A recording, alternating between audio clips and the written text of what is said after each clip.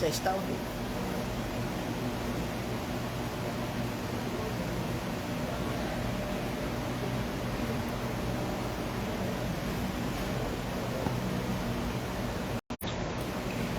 Boa noite a todos e a todas. Dá para me ouvir se eu falar assim ou é melhor no microfone mesmo? Dá para ouvir legal? Pronto. Então vamos, mais uma vez iniciar nosso trabalho de divulgação do Espiritismo, do Evangelho de Jesus. Deixo aqui um abraço fraterno de todos que fazem o Grupo Espírita Regeneração, que é o centro que eu estou vinculado lá, tenho um trabalho voluntário também.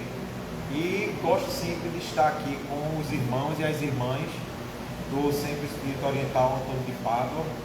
Como ela falou, minha vida é muito corrida, é muito trabalho, tanto trabalho espiritual, mas também o trabalho profissional. É família, é tantas coisas acontecendo, mas sempre que possível nós conseguimos um tempinho na agenda para poder falar sobre espiritualidade. Nos dias de hoje, o tempo que a gente vive, são tempos difíceis, de muita preocupação, de muito estresse, de muito corre-corre, de muita adrenalina na veia, mas é importante a gente ter esse momento de tranquilidade, esse momento da gente conseguir relaxar, respirar fundo, se tranquilizar. Não é esquecer, porque é impossível esquecer os problemas, mas, então eu vou falar aqui mais aqui, tá bom? Fica melhor, Então nós vamos falar, vamos ter esse momento para não esquecer os problemas, mas para se desconectar por alguns minutos dos problemas. Tentar fazer com que a nossa mente esteja presente no aqui e o agora, para que a gente consiga prestar atenção e assimilar os ensinamentos dessa noite, que não são ensinamentos de Emmanuel, e nenhum encarnado que esteja no nosso grau evolutivo, mas o que a espiritualidade traz através de Kardec, do Evangelho, de Jesus, para a nossa reflexão. Como algumas pessoas talvez já assistiram a minha palestra, na verdade não é uma palestra, mas uma aula, porque eu sou professor, sou pedagogo, trabalho com a educação, então a minha forma de comunicação é uma forma mais simples, é uma forma bem didática do dia a dia, é um vocabulário prático para que a gente possa entender o conteúdo, porque eu creio de que não adiantaria eu ficar aqui durante uma hora falando palavras difíceis, teorias complexas, e a gente saísse daqui sem ter entendido o tema, compreendido o tema. E como foi dito, vai falar sobre a nossa conexão com Deus, nossa relação com Deus, o que é que nos liga enquanto espíritos, enquanto seres humanos, a essa divindade. Então eu rogo a Deus, a espiritualidade presente, para que a gente possa desenvolver o nosso tema de forma clara, objetiva, e que a gente consiga sair daqui hoje, pelo menos um pouquinho assim, refletindo. A gente não vai sair daqui homens e mulheres perfeitos, mas que a gente saia daqui com essa ideia do que é essa conexão com Deus e impulsionar a nossa vida nesse propósito, que é de sempre estarmos conectados com Deus e com a espiritualidade. Nós fizemos um roteiro, porque se eu não fizer um roteiro, a gente fica até meia-noite aqui falando. Então eu preciso de um roteiro aqui para domar essa minha mania de falar demais. Mas antes da gente começar a refletir sobre a nossa relação com Deus, é importante a gente entender que ideia de Deus o Espiritismo traz. A gente vai perceber que a maioria das religiões, pelo menos no Ocidente, são religiões monoteístas, ou seja, tem essa relação com o sagrado através da única divindade, de Deus, soberanamente justo e bom, e tudo aquilo que a gente vai ver sobre atributos da divindade que o Espiritismo fala. Mas sabemos que existem diversas religiões no mundo, inclusive religiões que têm essa conexão com o sagrado, diversas divindades, ou pelo menos uma divindade que se manifesta de diversas formas, nas forças da natureza e tudo mais. Mas a gente tem que entender primeiro esse conceito que o Espiritismo traz de Deus, que de certa forma vai se diferenciar de algumas crenças, principalmente crenças do ramo do cristianismo. A gente compreende que O Espiritismo também é uma religião, uma filosofia cristã, mas tem alguns conceitos que se diferenciam dos demais. E são justamente esses conceitos em que Kardec, Allan Kardec, que é o codificador da doutrina espírita, ele vai ter essa dificuldade, lá nos primórdios, no século XIX, na França, ele vai ter essa dificuldade de conseguir difundir alguns princípios espíritas, porque a gente vai perceber, e eu creio que os irmãos e as irmãs que estão aqui presentes, têm até hoje, nos dias atuais, que lidar, às vezes, em determinadas situações, com a intolerância religiosa.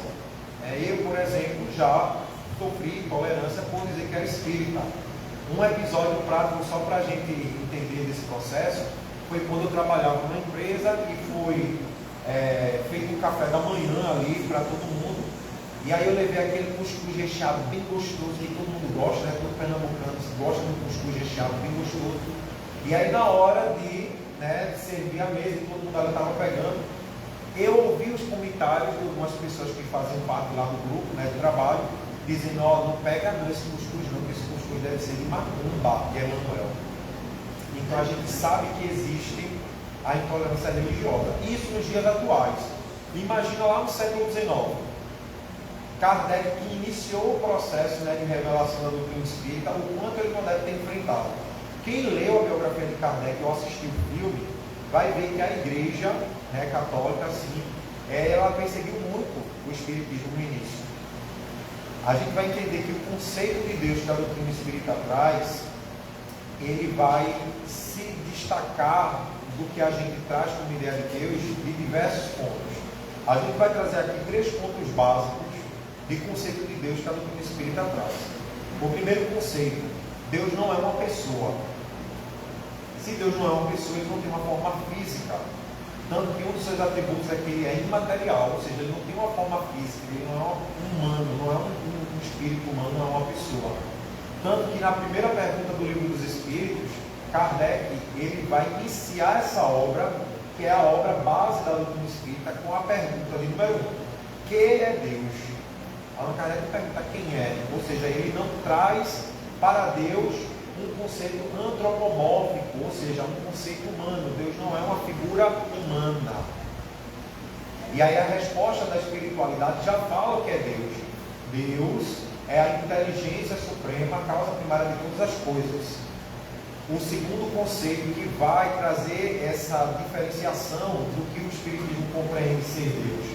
Deus, ele não é uma pessoa, e ele é uma inteligência, que a partir dessa inteligência se deu tudo que existe no universo, a causa primária de todas as coisas.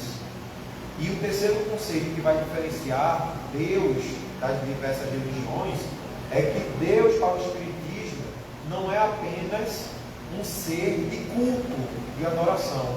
Deus, ele é uma energia, é uma inteligência, é algo que nós sentimos em nosso coração, independentemente se nós estamos numa igreja, num centro ou num templo religioso, e que Deus, ele vai se manifestar a sua existência não apenas no sagrado, no que diz respeito a estar numa casa religiosa, mas Deus, ele vai manifestar a sua existência na vida, na natureza, nas pessoas, no universo. Então esses 3 pontos vão destacar muito a ideia de Deus das diversas religiões para o Espiritismo. Por que é importante a gente entender esse conceito de Deus? Porque muitas vezes a nossa conexão com Deus e essa relação com o sagrado vem através do medo, da culpa, da imposição, do que porque alguém está mandando, do temer a Deus. Eu já ouvi essa frase: Emanuel, você não é temente a Deus? Como assim temente a Deus? A gente tem que ter medo de Deus? Sim, a gente tem que ter medo de Deus, porque senão Deus nos castiga. Deus pune, Deus manda terremoto, tsunami, faz eclodir vulcões, Deus faz com que cresçam as pragas, as doenças, as enfermidades. Não é isso que a gente entende? Foi castigo de Deus, foi imposição de Deus. Você está sofrendo isso porque Deus quer. E aí a gente vai criando esse vínculo com Deus, esse vínculo consagrado que é de medo, de temor, de subjugação. E não é essa a ideia de Deus que a gente tem que ter de relação de intimidade. Porque eu vou indicar alguns livros, né? Como sempre, o pessoal sabe que eu indico. Nesse livro aqui do Haroldo Dutra-Dias, Despertar Nossos Desafios na Transição Planetária, tem um capítulo que está intitulado Nossa Relação com Deus. E ele fala que para a gente ter uma boa relação com Deus, nós precisamos ter cumplicidade, confiança e intimidade. Agora, como é que eu posso ter cumplicidade com um ser que eu temo? Como é que eu posso ter confiança com um ser que me castiga, que me pune, que me subjuga? Como é que eu posso ter intimidade com um ser que está tão além do meu alcance que eu não consigo nem sondar, não consigo alcançar, e que muitas vezes é colocada essa barreira? Você é um ser inferior que está aí na terra, pecador, tendo que pagar através de castigos, e Deus está lá no alto do céu, sentado no trono, é um Senhor de barba branca, né, com os anjos lá tocando e cantando para Ele. Veja que essa ideia de Deus, que foi construída ao longo do tempo, e que nós respeitamos profundamente, os irmãos que têm essa perspectiva, né, da divindade, ela não se encaixa, ela não coaduna com essa relação de intimidade que a gente tem com o sagrado, muito menos com a visão de que o próprio Cristo traz de Deus. Tanto que no Evangelho segundo o Espiritismo, logo no primeiro capítulo, intitulado Não Vim Destruir a Lei, está lá sobre as 3 revelações. A primeira revelação na figura de Moisés, através do judaísmo. A segunda revelação, Jesus, né, personificado ali no cristianismo. E a terceira revelação, a doutrina espírita, né, o espiritismo. Eu sei que existem outras religiões no mundo, mas quando Kardec vai trazer essas 3 revelações, ele fala da cultura ocidental judaico-cristã. Então a gente vê que o próprio processo evolutivo do ser humano vai trazer essa expansão de consciência, né, essa transcendência da nossa intenção e compreensão de Deus. A gente vai ver que a cultura judaica vai trazer uma visão de Deus o quê? O Deus do povo de Israel. É o Deus do exército, é o Deus que manda massacrar, que manda dizimar qualquer pessoa que está contra o povo escolhido. Ou seja, para os judeus, ou para a filosofia judaica da época, Deus é o Deus do povo. Vem Jesus, passando-se alguns séculos, e traz uma ideia de Deus o quê? Que não é mais o Deus do povo, é o Deus de toda a humanidade. Tanto que na casa de Pedro, ele vai ensinar os discípulos a orar. E ele começa a oração, como nós iniciamos hoje essa reunião, com o Pai Nosso. Todo mundo aqui que está presente, com certeza tem gente aqui encarnado que tem suas preferências. Com certeza tem gente aqui que é de uma religião, tem gente que é espírita, tem gente que é simpatizante, tem gente que vai torcer para times diferentes, tem gente que tem ideologias diferentes, mas todo mundo não orou Pai Nosso junto no início da palestra. Então, independentemente das nossas escolhas e das nossas percepções de mundo, a partir do momento que nós falamos, oralizando mesmo o Pai Nosso, ou fazemos em pensamento, nós estamos nos colocando em papel de irmãos espirituais, filhos e filhas de Deus. Por isso que Jesus ele vem trazendo um avanço nessa relação e conexão com o sagrado. Tira Deus, de um patrimônio particular de um povo, o povo de Israel, e distribui Deus para toda a humanidade.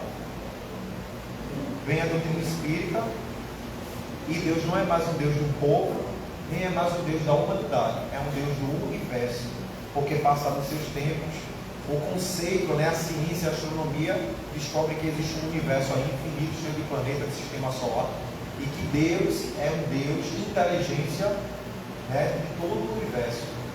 Abrindo parênteses, lembra que a gente falou aqui no início que Deus não é uma pessoa, então ele não é uma pessoa física, não é humano. E aí uma vez na juventude, quem trabalha com jovem, eu já trabalhei com ensino médio, trabalho com a juventude lá do Regeneração, a gente está falando uma aula sobre Deus. E aí lemos aqui o atributo da divindade, tinha lá, imaterial, Deus era imaterial. Aí uma jovem nossa lá como todo bom adolescente, né, polêmico, questionador, chegou para mim e falou: Emanuel, tio Emanuel, né? Tio Emanuel, se Deus é imaterial, se ele não é uma pessoa, por que ele é pai? Por que ele não pode ser mãe? Aí o pai, na minha cabeça, ela falou: oh, meu Deus do céu, essa menina no meio da aula, tanta coisa para perguntar, a menina vem perguntar isso. Mas aí a espiritualidade vem, né, inspira a gente. E aí a gente vai compreender que Jesus, veja o quão é importante contextualizar as coisas. Muitas vezes a gente lê uma parábola de Jesus e não entende. Por exemplo, tem uma parábola da boda, que as pessoas, das 10 virgens, por exemplo, as 10 virgens estavam lá dormindo, esperando o noivo chegar para o matrimônio. Só que dessas 10 noivas, 5 eram conhecidas como virgens prudentes e as outras eram virgens, né, tolas. Quando o noivo chegou, as 10 virgens se acordaram, só que já estava em cima da hora da festa. As virgens prudentes seguiram com o noivo para a festa, né, já estava lá pronta para entrar no matrimônio. As outras 5, né, as invigilantes, as tolas, estavam sem o azeite que acendia a lamparina. Já era noite e as ruas estavam escuras, né? Lembrando que Jesus, na época dele, não tinha energia elétrica. Então elas foram atrás do azeite para poder acender a lamparina e encontrar o caminho que levava até a festa. Enquanto as outras 5 prudentes, que haviam guardado o azeite, né, para poder acender a lamparina, seguiu com o noivo. A festa iniciou e quando essas outras 5 virgens chegaram na festa, bateram na porta e não foi permitida a entrada delas, porque já havia iniciado o matrimônio, a união do noivo com a noiva, simbolizando o quê? O evangelho com a humanidade. E aí elas se envolveram dizendo lá de dentro, uma voz falou lá dentro da festa: vocês agora vão ser jogadas nas trevas exteriores, onde haverá dor, pranto e ranger de dentes. Se a gente não entende de contextualização bíblica, de como eram os costumes judaicos, como era a sociedade, a política, a medicina, a ciência da época em que Jesus viveu, a gente não vai entender o que seriam essas trevas exteriores, o que é pranto e ranger de dente. A gente não entende o que são essas 10 virgens, não entende a união da noiva, que é a humanidade, com o noivo, que é o evangelho trazido por Jesus. São conceitos que a gente só entende quando contextualiza o quê? A época de Jesus para os dias de hoje. Gente, se a gente não pegar a doutrina, se a gente pegar o evangelho e não conseguir contextualizar para os dias de hoje, nós vamos fazer do espiritismo uma grande utopia. Você sabe o que é utopia?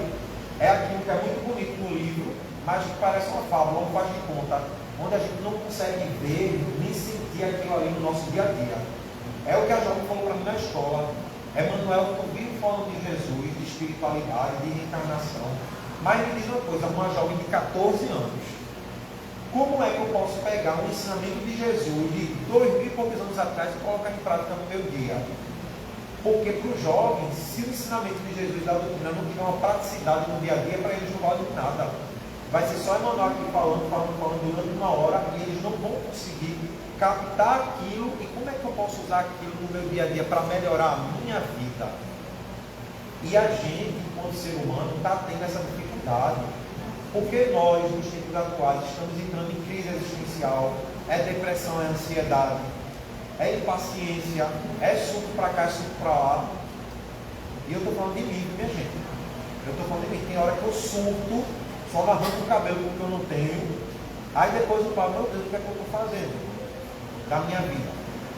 Porque a gente não consegue ainda pegar o ensinamento de Jesus e trazer para o nosso dia a dia e entender como é que eu posso viver melhor com esse ensinamento. Mas isso é preciso de contextualização. Quando Haroldo vai falar de ter cumplicidade com Deus, é que a gente tem que ser o quê? Cúmplice, companheiro. Quando a gente pega assim, eu vou falar da creche que eu trabalho. Hoje o menino queria subir em cima da casinha no parque. Ele é pequeno, viu que não conseguia, o que ele fez? Chamou o outro, pediu para fazer um calço assim, ó, para ele pular no telhado da casinha de brinquedo do parque. Aí eu olhei para os dois e falei, olha, você está sendo tio, não fui eu não, foi ele que pulou em cima. Disse, mas quem botou a mãozinha para ele conseguir subir foi você é cúmplice dele. A gente tem que ter cumplicidade com Deus. O que é ter cumplicidade com Deus, gente?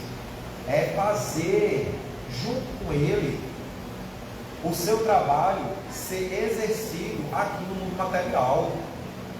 A gente ora o tempo inteiro reza, faz prece, pedindo a Deus tudo de melhor. Todo mundo aqui quer paz, todo mundo aqui quer tranquilidade, todo mundo aqui quer ser uma pessoa melhor, quer viver num mundo melhor. Mas quando a gente tem cumplicidade com Deus, a gente vai ser o quê? A gente vai agir junto com Deus para a concretização desse reino de paz, de amor, de alegria, de tranquilidade que todo mundo procura, almeja, só que a gente esquece que isso não vai cair do céu, não vai ser um milagre. A paz que a gente deseja no mundo vai ser exercida, feita e construída por nós, em cumplicidade com Deus. Por isso que no Evangelho fala dos trabalhadores da última hora. Nós que estamos aqui somos essas pessoas que, junto com Deus, vamos conseguir construir esse mundo melhor. Emmanuel, como é que isso acontece? Se Deus não é matéria, se Deus não é uma coisa que eu posso pegar, se Deus não pode aqui estender a mão para me dar um tijolo e eu construir uma casa, como é que eu posso fazer isso? Aí é que está o grande segredo. Aí é que está o X da questão. Deus, ele não vê com os olhos da matéria, ele vê com os olhos do coração. E se a gente tiver cobrindo esse coração, eu estou falando aqui coração fisiológico não, tá gente? Estou usando aqui uma metáfora poética. Se a gente não usa, se a gente usa, uma armadura e não consegue ver esse coração que está aqui dentro, a gente não vai conseguir ser cúmplice de Deus. Porque existe uma armadura que nós criamos, como uma forma de defesa mesmo. A gente vive num mundo tão cruel que para a gente conseguir sobreviver, às vezes a gente tem que usar uma armadura de uma pessoa violenta, por exemplo. Eu conheço pessoas que eram amorosas, só que levou tanta porrada da vida que acabou se tornando uma pessoa agressiva. Mas na verdade, aquele coração é amoroso. Mas por conta das adversidades, das vicissitudes da vida terrena, se tornou uma pessoa agressiva. E aí eu lembro de uma fala de Divaldo, lá no filme dele, onde ele fala para o obsessor, na cena que ele está se reconciliando com o obsessor. Não é sobre colocar uma máscara, vestir uma máscara de bondade. É sobre retirar a máscara da maldade, porque todo mundo é bom, porque todo mundo foi feito em imagem e semelhança de Deus. Mas Deus não é físico. Então essa imagem e semelhança que nós fomos feitos de Deus é sentimento, é paz, é amor, é tranquilidade. Todo mundo é assim. Agora nós somos reacionários. Muita gente é reativa. Lembrando que toda vez que eu estou falando aqui, eu estou falando primeiramente para mim. Muita gente é reativa. Quem aqui já não acordou, botou uma meditação, respirou fundo, aí foi fazer uma caminhada, aí voltou, hoje meu dia vai ser ótimo, maravilhoso. O primeiro estresse que acontece, acabou-se a paz interior. Tudo desaparece. Eu já quero morrer. Aí já grito com todo mundo. Aí já acabou a paz interior. Porque nós temos essa reação de pagar com a mesma moeda e retribuir com a mesma moeda. E aí vai tendo a dificuldade de ter cumplicidade com Deus. Quando a Haroldo fala da confiança, a gente fala de fé. Porque fé vem de fidelidade. Porque a fidelidade é confiar em Deus. Aí eu me pergunto, quantas vezes a gente realmente confia em Deus? Nesse processo, vamos lá abrir um parênteses para a gente entender e não ficar nessa questão da confiança do conformismo, né? Ou então, uma pessoa estacionada no tempo. Tem um capítulo do Evangelho que fala: pedis e obtereis, bateis e vos abrirá, procuras e achareis. Esse capítulo do Evangelho, gente, está dizendo o seguinte: de que Deus, ele vai proporcionar ferramentas necessárias para que nós possamos utilizá-las para conquistar o que a gente almeja, alcançar o nosso objetivo, o objetivo para o bem e para o progresso. Mas somos nós, com as nossas mãos, nossas pernas, nossa mente, nossa vontade, utilizando dessas ferramentas que Deus nos oferece, que vamos trilhar esse caminho. Então, quando a gente fala confiar em Deus, é no seguinte: está lá a menina desesperada porque vai ter o Enem, está com medo da redação, está com medo das 90 e poucas questões. Aí eu falo: meu amor, confie. O Evangelho fala da fé humana e da fé divina. Sabe o que é que quer dizer isso, a fé humana e a fé divina? A fé divina é acreditar que a gente tem um Deus amoroso que nos protege, que nos oportuniza sempre essa chance de crescimento. E a fé humana é a fé em nós mesmos, na nossa potencialidade. Ontem estávamos no Regeneração falando sobre cura, segundo Jesus, falando lá do cego, né, de Jericó, Bartimeu. Que ele usava uma capa entregue pelo Sinédrio que simbolizava o quê? Inutilidade. Por isso que os judeus davam esmola, porque ele tinha essa capa. Quando Jesus fala para o cego de Jericó, levanta, solta essa capa e vem até mim, mesmo cego, Jesus quis falar o seguinte: deixa para trás essa tua capa que te incapacita. Vocês já ouviram falar em crenças limitantes? A vida, a mídia, as pessoas querem fazer com que a gente acredite que nós não somos capazes, mas nós somos capazes, porque somos luzes. Todo mundo aqui tem condição para vencer na vida. Todo mundo tem condição aqui para superar uma mágoa. Todo mundo tem condição aqui de perdoar, de se esforçar, de lutar e conquistar aquilo que almeja, alcançar o seu objetivo. Só que o tempo inteiro a gente é bombardeado: você não consegue, você é burro, você é feio, você é incapaz, pelo mundo. Por isso que Jesus falava assim: ó, eu estive no mundo, mas não sei o mundo. Porque ele esteve encarnado, como nós estamos agora, mas ele não se deixou abater pelas coisas da matéria, as coisas inferiores da matéria. Ele sempre esteve em conexão direta, 24 horas, com Deus. A gente está de vez em quando, né? Pelo menos uma vez na semana, durante uma hora, a gente consegue essa conexão com Deus, quando vem do centro. Ou quando faz um evangelho no lar, ou quando faz uma meditação em casa de dormir ou acordar, a gente entra aquela conexão. Mas é muito difícil a gente se manter conectado com Deus a vida inteira, o tempo inteiro. É o ideal, é o que a gente busca constantemente, mas é difícil. Essa confiança, gente, vem nisso. A fidelidade de que tudo que acontece na minha vida, vejam só, gente, tudo que acontece na nossa vida é para o nosso progresso. Emmanuel, tudo que acontece até a pandemia, Emmanuel é doido. Se a gente olhar com o olhar da matéria, com o olhar dessa única existência, nós vamos sentir-nos como loucos. Mas se a gente enxerga a vida com o olhar do espírito, da imortalidade da alma, a gente vai ver que a pandemia, como outras coisas que acontecem na nossa vida, eu estou falando nossa vida em questão no quesito humanidade mesmo, são situações que promovem o nosso progresso, a nossa evolução. Agora, a gente não consegue enxergar nas entrelinhas. Essa questão da confiança, eu vou trazer aqui um exemplo. Eu usei ontem esse exemplo com regeneração também. É um exemplo que aconteceu comigo. E é sempre bom a gente refletir isso. Eu sempre costumo dizer o seguinte: quando é para trazer um exemplo negativo, é bom a gente falar da gente mesmo, porque a gente fala das nossas imperfeições sem apontar de ninguém, né? E alguns anos atrás eu trabalhava num escritório lá em Boa Viagem. E estava de ônibus, né? Na época eu estava de ônibus. E nesse dia eu acordei atrasado, saí de casa nas pressas.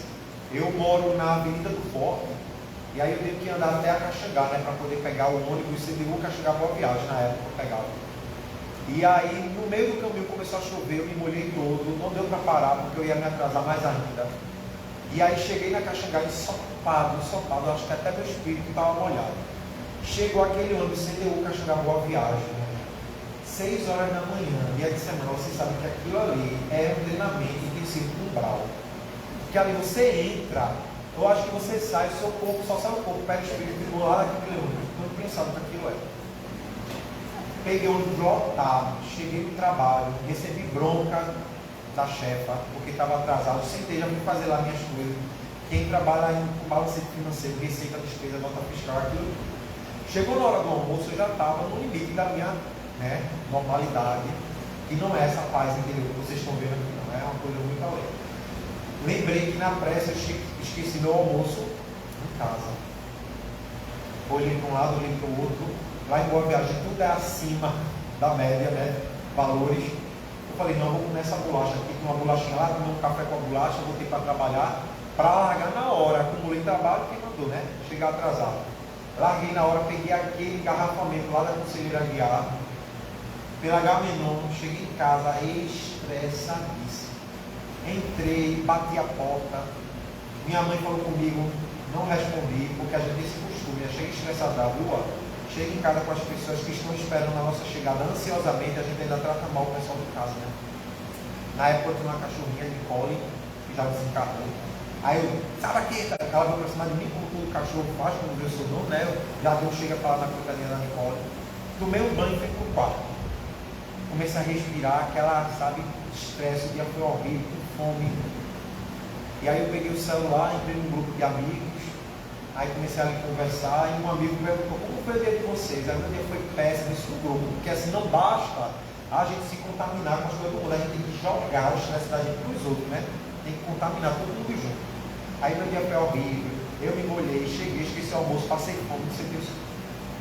Aí esse amigo mandou uma mensagem no privado, porque quem quer ajudar a gente, fala no secreto. Não fala no grupo para todo mundo ouvir, expor a gente, né? Foi lá no secreto, mandou uma mensagem para mim, dizendo o seguinte: Emanuel, eu sei que seu dia foi ruim, foi horrível, mas deixa eu fazer algumas perguntas, só para a gente refletir junto. Quando você acordou, você tomou café, ou não tinha nada em casa para você comer? Quando ele fez essa pergunta, gente, eu já entendi o que é que ele queria dizer. Aí eu fui respondendo, né? Vamos fazer a nossa terapia aqui de amizade. Eu disse, não tinha comida em casa, eu tomei café. Quando você foi andando até a Caxangá, mesmo na chuva que lhe socou, mas você foi andando com suas próprias pernas, ou você estava numa cadeira de roda, ou com uma muleta, ou teve que ser arrastado por alguém? Eu disse, não, eu fui andando com minhas próprias pernas. Quando você chegou e pegou o ônibus lotado, você teve que pedir para entrar pela porta de trás, pulou a catraca, ou você tinha passagem para poder entrar no ônibus, você tinha passagem.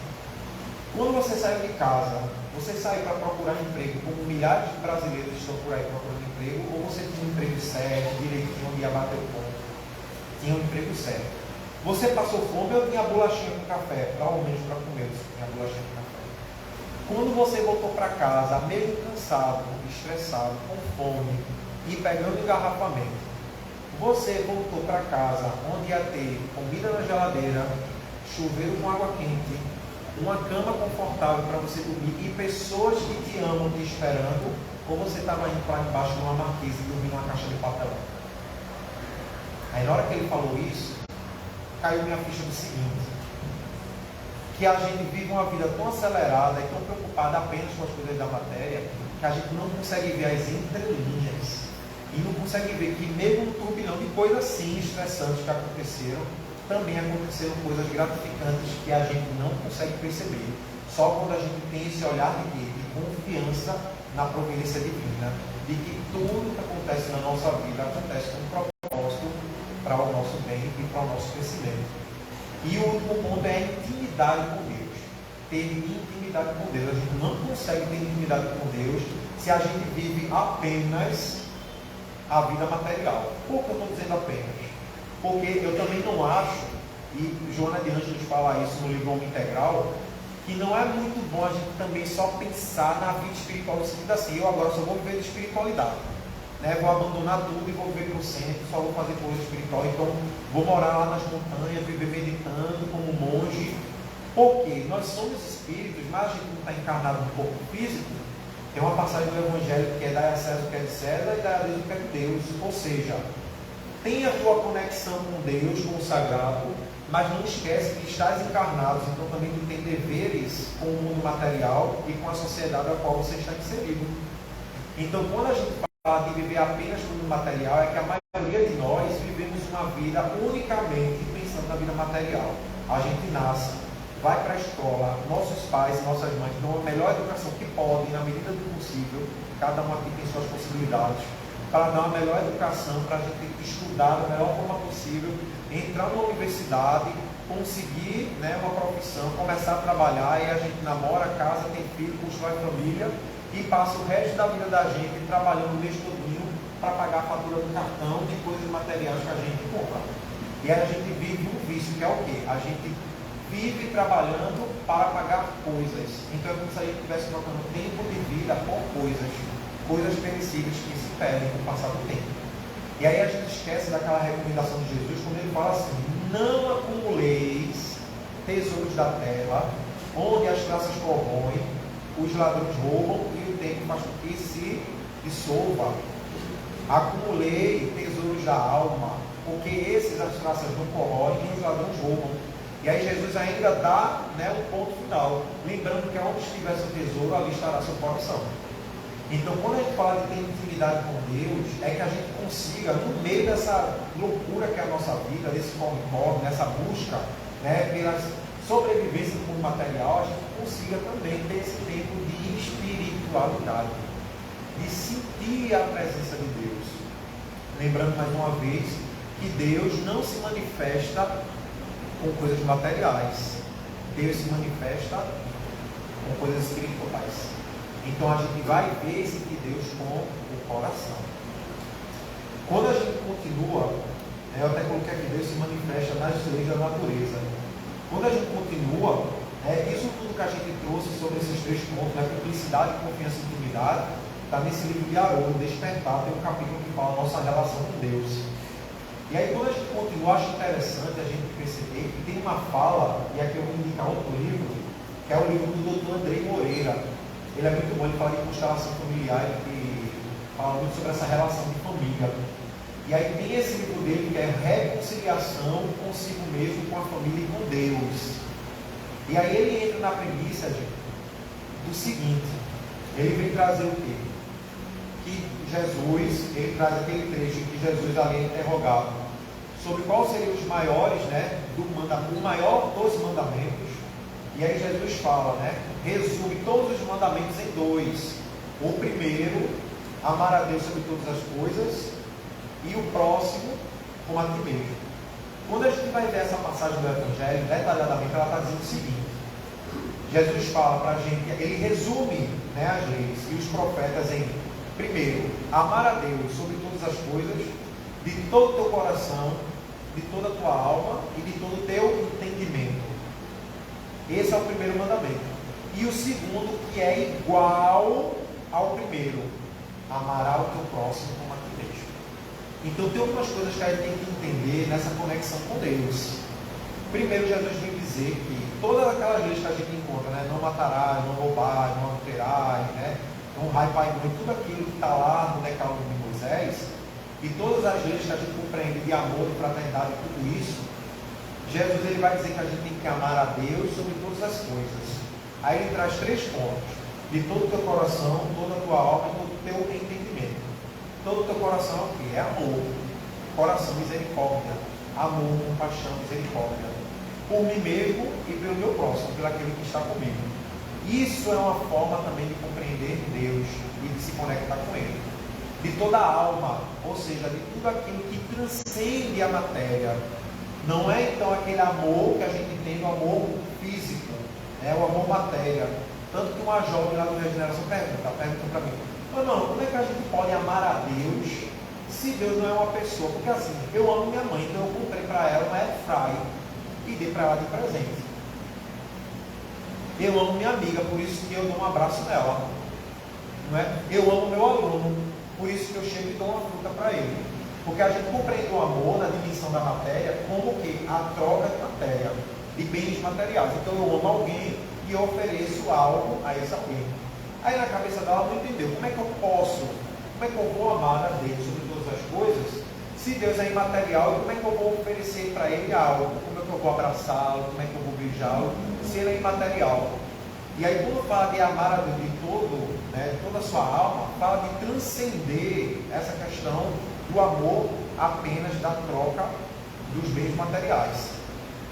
Mano, como é que a gente entende isso? Vejam só como eu acho essa ideia, essa explicação, que está no livro da Gênese de Kardec, tem um capítulo que fala só sobre Deus, que Kardec vem dizer o seguinte: vejam como tudo se encaixa.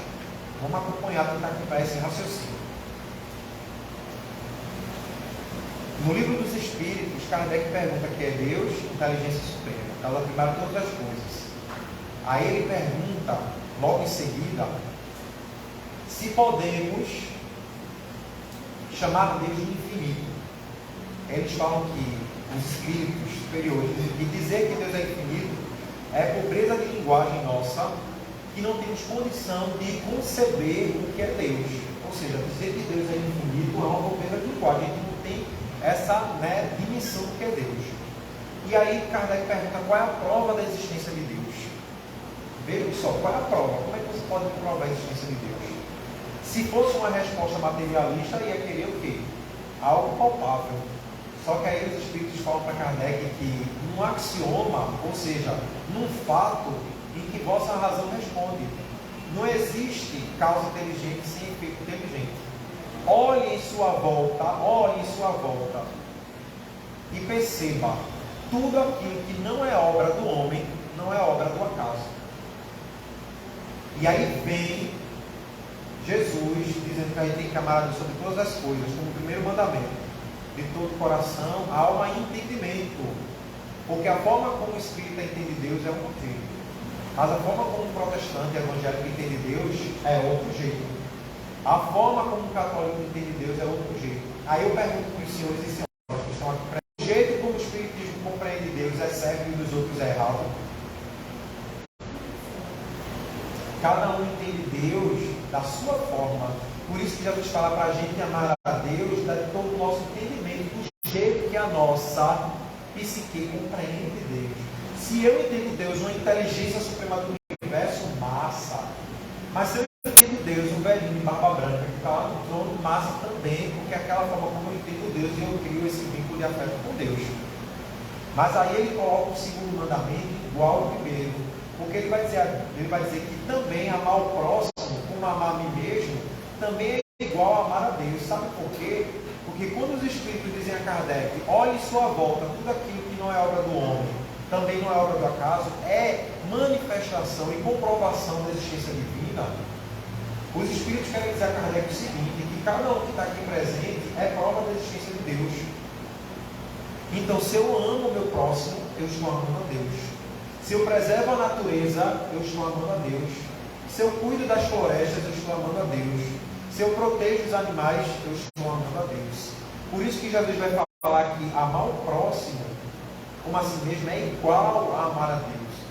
E eu me lembro que o apóstolo Paulo fala na sua carta aos Coríntios, que é impossível, vejam só, não tem condições de eu falar eu amo a Deus e odiar o meu próximo. Maldizer o meu próximo, julgar o próximo. Porque o próximo é manifestação da criação.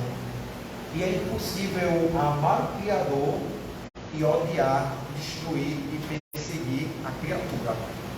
E quando a gente fala criatura, aí vem o mais importante, que é uma reflexão que tem que ser dita. Eu, vocês, também são criação de Deus. Por isso que o nome do livro de André Moreira é Reconciliação comigo mesmo, com a família e com Deus. Porque quando a gente pega esse mandamento, amar a Deus ao próximo como a mim mesmo, eu não vou conseguir amar o próximo se eu não me amo. E se eu não amo o próximo, eu não consigo amar a Deus, porque o próximo é prova da existência dele. Vocês conseguem entender como isso é bonito, ao mesmo tempo isso é terrível? Porque isso vai mexer com os nossos egos. Vai mexer com os nossos egos. E a gente entra em confusão. Por isso que Raul Teixeira falou numa palestra dele, há um tempo atrás. O Espiritismo não é para quem quer, é para quem aguenta, para quem pode. Porque o Espiritismo, diferente de outras religiões, não vai jogar a culpa no diabo. Algo que acontece em mim na minha vida é culpa do inimigo que está destruindo minha vida. Não, é minha mente que está condicionada com coisas negativas. Agora, pode ser que minha mente condicionada com coisas negativas, aí eu vou atrair espiritualidade também, que está vibrando nessa sintonia. Mas não é culpa do obsessor, porque ele só vem porque a minha mente atrai. Por isso que fala do amor a mim mesmo. E eu vou abrir um parêntese. Esse amor a mim mesmo, tem outro livro do André Moreira que é auto-amor. A gente não pode confundir, gente, auto-amor com amor próprio. Amor próprio é egoísmo. Auto-amor é cuidado. Auto-amor é cuidado. Conheço pessoas que querem abraçar o Deus e o mundo. Conheço gente que diz sim para todo mundo.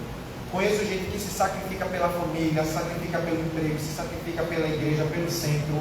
Mas é uma pessoa que está na UTI espiritual, assim, já está cansada, já está esgotada, chora todo dia escondido, porque quer salvar o mundo inteiro e não consegue se ajudar. A Federação Pernambucana está discutindo muito isso. Eu participei do domingo passado agora numa reunião administrativa, dos trabalhadores, e uma das pautas da FEB, um plano de ação para o ano 2023 até 2027, é justamente cuidar do trabalhador.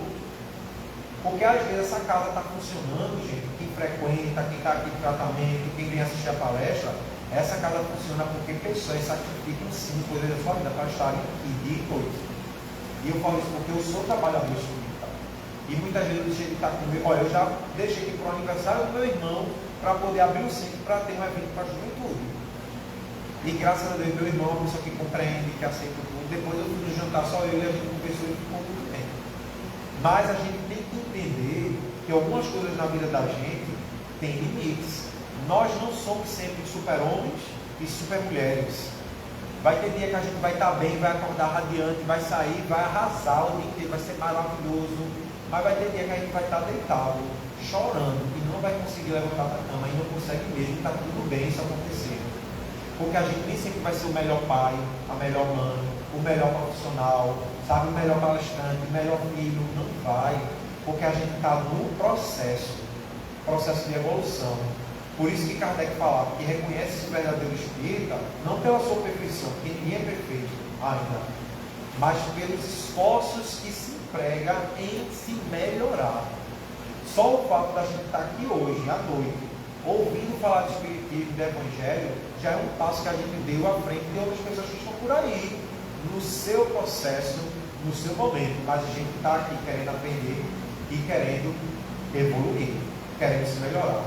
Por isso que para a gente entrar em conexão com Deus, essa conexão criatura-criador, a gente vai ter que passar por essa etapa. Quem sou eu de verdade? Vocês já fizeram esse experimento? Se não fizeram, quando chega em casa, sozinhos, quando estiver no banheiro, quando tiver ninguém, que às vezes é difícil, principalmente para as mulheres, né? Que tem filho, tudo, é difícil estar sozinho às vezes. E, por sinal, atrasado pelo Dia das Mulheres, né? Porque o espírito que passa uma reencarnação como feminino deveria evoluir 10 mil degraus na frente, né, dos homens. Deveria. Um parabéns para vocês. Mas façam esse experimento. Quando vocês estiverem sozinhos, pode ser em qualquer lugar. Agora vocês têm que se olhar, literalmente, se olhem no espelho, para os seus próprios olhos, e se perguntem: quem é você? Conversando com você mesmo. Quem é você? O que é que você está buscando aqui nesse planeta? O que é que você está fazendo da sua vida? Da sua alimentação, do que você consome? Quem é você sem toda essa máscara social? Porque eu não sou palestrante, eu não sou professor, eu estou. Agora, quem sou eu verdadeiramente quando eu vou me despedir de todos os diplomas, de todos os títulos? E será que realmente eu estou me amando, eu estou me cuidando, eu estou tirando tempo para mim? Esses dias minha amiga estava entrando em conflito porque ela se matriculou numa academia. Eu disse: mulher, por que está essa coisa conflito? Porque você se matriculou numa academia. Eu disse: não porque meu filho isso, não porque meu neto isso, não porque aquilo. Minha gente, a gente não vai conseguir levar o mundo nas costas, não. Jesus falou: você quer me seguir? Pegue sua cruz bonitinha, bote nas costas e vem atrás de mim. Jesus não falou: me dê sua cruz que eu vou carregar com você, não. Agora a gente pode estar junto, sem presença, que é um detalhe. Quando a gente fala de amar a nós mesmos e ao próximo, amar o próximo não é passar a mão na cabeça o tempo inteiro, não. Amar o próximo não é ser conivente o tempo inteiro. Amar o próximo não é dizer sim o tempo inteiro. Eu trabalho com criança e eu vejo, quando a gente tem reunião pedagógica com os pais, a dificuldade que tem com uma criança de 3 anos bota a mãe no bolso. Vejam só, uma criança de 3 anos bota a mãe no bolso. E quando chegar lá na creche, a tia Manuela é aquela coisa. Porque existe um processo aí de educação onde a criança compreende o afeto, mas ao mesmo tempo a autoridade do adulto, do pai e da mãe. Não é o medo, como a gente falou no início, o temor a Deus, não é isso. Mas a nossa conexão com Deus é que a gente sabe que Deus, Ele é um ser supremo, que Deus quer o nosso bem, que Deus nos ama, e a gente tem essa conexão com Ele, de respeito, mas ao mesmo tempo de amor e de afeto.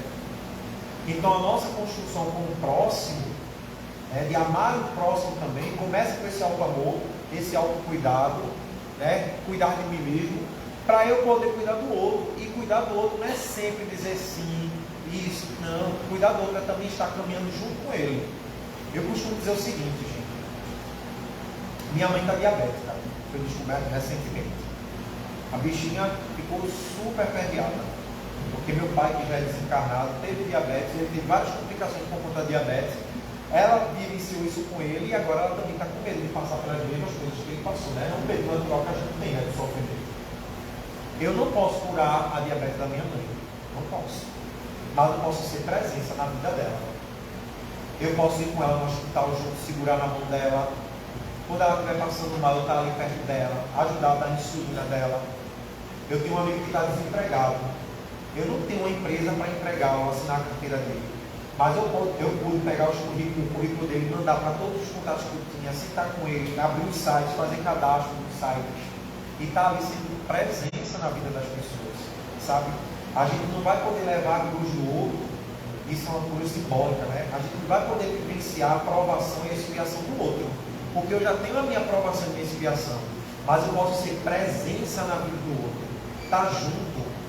Quantas pessoas aqui não estão em depressão ou convivem com alguém que está com depressão? Eu posso ser presença.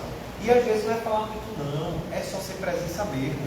Às vezes eu sentar do lado dela, posso ficar aqui do teu lado e ficar ali caladinho, sem mais nada. Amar o próximo é ter esse olhar além da matéria. Certa feita, para a gente encerrar esses 5 minutinhos, certa vez, eu estava voltando do trabalho, nessa época que eu trabalhava lá em Boa Viagem, e aí eu peguei um ônibus para o Derby, desci do Derby, né, para aguardar outro ônibus, e eu comecei, quem já passou ali pelo Derby sabe que tem ali os pontos de ônibus e tem a praça, né, a praça do Derby. E aí eu olhei para a senhora que estava sentada com uma roupa bem simples, e eu percebi que ela estava chorando, e aí na minha inocência eu falei, não, talvez essa senhora esteja precisando de uma ajuda material, né. Tinha uma barraquinha assim, a gente comprou um lanche, comprou um suco, aí eu dei a volta na praça, sentei do lado dela, ela até se assustou quando eu sentei do lado dela. E aí eu ofereci, né, o lanche e o suco para ela. Aí ela me olhou firme nos olhos, aquele olhar triste e abatido, e falou o seguinte para mim: você quer fazer caridade para mim aí? E essa pergunta dela me deixou chocado, porque realmente o que é que eu queria fazer para ela naquele momento? Só entregar o suco e o pão e ir embora com a minha consciência tranquila, me achando a Madre Teresa de Calcutá, que fez a maior caridade do mundo?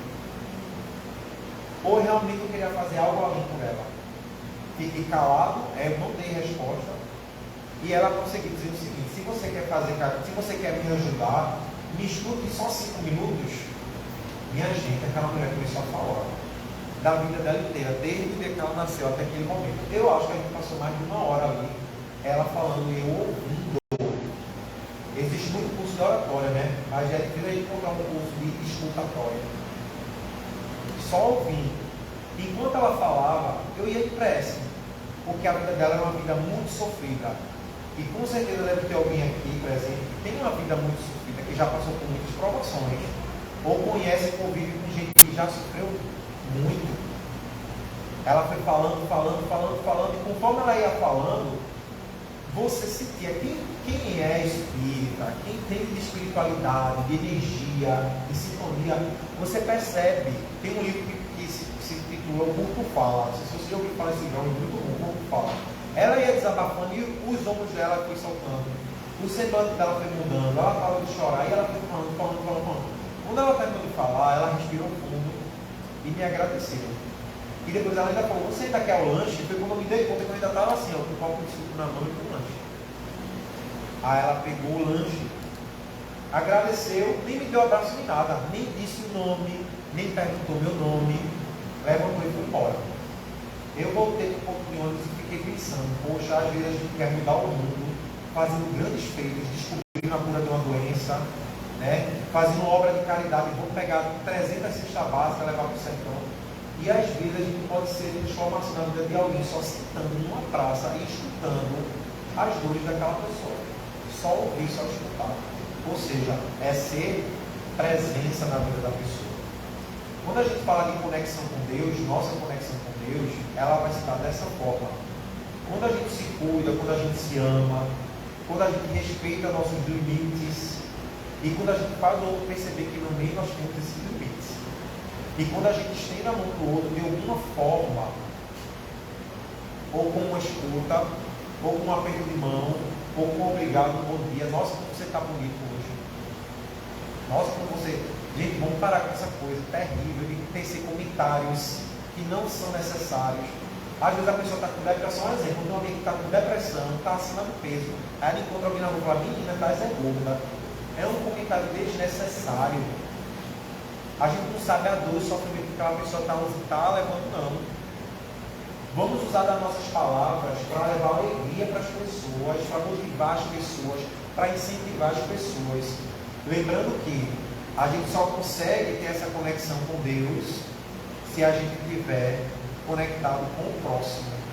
E para a gente ter essa conexão de forma saudável com o próximo, a gente tem que estar conectado de forma saudável com o nosso Deus.